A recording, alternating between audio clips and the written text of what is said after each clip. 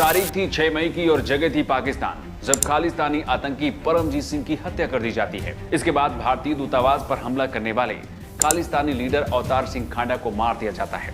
इसके बाद 18 जून की तारीख आती है, जब कनाडा में खालिस्तानी आतंकी हरदीप निज्जर की भी हत्या कर दी जाती है। इस दौरान एक खबर बहुत तेजी से पूरी दुनिया में फैलाई जाती है कि कोई है जो भारत के दुश्मन खालिस्तानी आतंकियों को खोज खोज कर मार रहा है।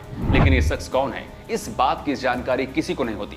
लेकिन 18 सितंबर को कनाडा के प्रधानमंत्री जस्टिन ट्रूडो अपनी संसद में दावा करते हैं कि खालिस्तानी आतंकी हरदीप निज्जर की हत्या में भारत की खुफिया एजेंसी रॉ का हाथ हो सकता है।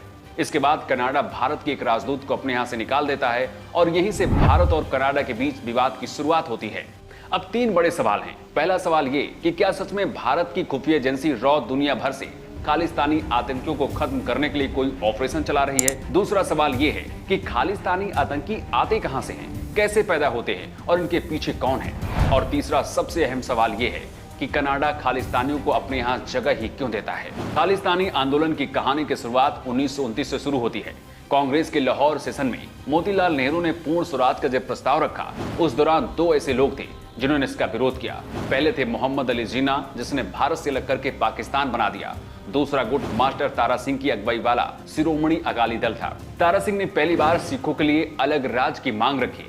सिखों के लिए अलग प्रदेश की मांग के लिए यह आंदोलन करीब 29 साल तक चला। 1966 में इंदिरा गांधी सरकार ने पंजाब को अलग राज्य तो बना दिया, लेकिन इसके साथ ही हरियाणा और चंडीगढ़ को भी अलग कर दिया। 1973 आते आते पंजाब को खालिस्तान बनाने की मांग उठने लगी। 1973 में कुछ सिख आनंदपुर साहिब रेजोल्यूशन लेकर आए और मांग करी कि पंजाब के लिए अलग से संविधान बनाया जाए। एक तरह से ये खालिस्तान देश बनाने का पहला ऐलान था। आनंद साहिब रेजोल्यूशन का एक कट्टर समर्थक था आतंकी जर्नैल सिंह भिंडरवाला। भिंडरवाला हर सिख को 32 हिंदुओं की हत्या करने के लिए उकसाता था। उसका कहना था कि इससे सिखों की समस्या का हल हमेशा हमेशा के लिए खत्म हो जाएगा और खालिस्तान देश बन जाएगा। 1983 में खालिस्तानी आतंकियों ने एक बस रोककर 74 हिंदुओं को मार दिया। इस घटना से पूरा देश हिल गया था और इसी के बाद इंदिरा गांधी ने खालिस्तानियों को खत्म करने के लिए ऑपरेशन ब्लू स्टार को मंजूरी दी थी। ऑपरेशन ब्लू स्टार 10 जून 1984 को दोपहर को समाप्त हुआ। इस पूरे ऑपरेशन के दौरान सेना के 83 जवान शहीद हुए और 249 लोग घायल हुए थे।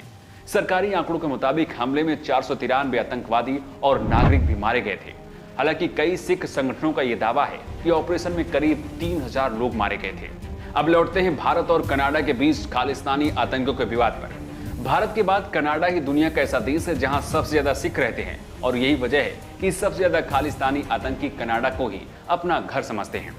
कनाडा के अंदर से ही पंजाब को खालिस्तान देश बनाने की मांग करते हैं और यहीं से भारत के खिलाफ कई बड़ी साजिशें रची जाती हैं।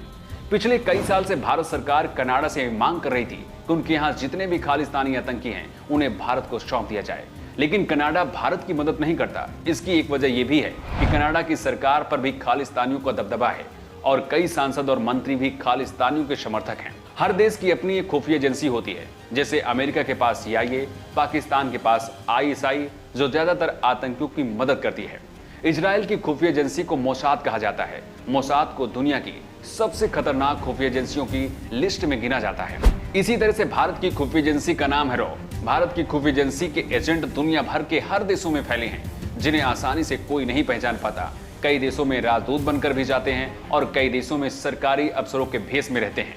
यही एजेंट दुनिया के किसी भी कोने में खुफिया ऑपरेशन को अंजाम देते हैं। पाकिस्तान, अमेरिका, ब्रिटेन और फिर कनाडा में जब एक के बाद खालिस्तानी आतंकियों का खात्मा शुरू हुआ, तो इस बात का शक बाकी देशों को है कि इसके पीछे भारत की खुफिया एजेंसी रॉ हो सकती है। कनाडा के प्रधानमंत्री जस्टिन ट्रूडो ने भी यही बात कही है कि भारत की रॉ ही आतंकी हरदीप निज्जर की हत्या में शामिल हो सकती है। पाकिस्तान और कनाडा जैसे देश खालिस्तानी आतंकियों को अपने यहाँ पालते पोसते हैं ताकि भारत में ऐसे आतंकी दहशत फैलाई जा सके। इन्हीं आतंकियों की साजिश का हिस्सा अमृतपाल सिंह भी था, जिसे पिछले साल ही पकड़कर असम की जेल में बंद कर दिया गया है। कनाडा के आरोपों को भारत ने वैसे खारिज कर दिया है। इसके साथ ही कनाडा के एक राजदूत को भी भारत ने अपने देश से निकलने का आदेश दे दिया है।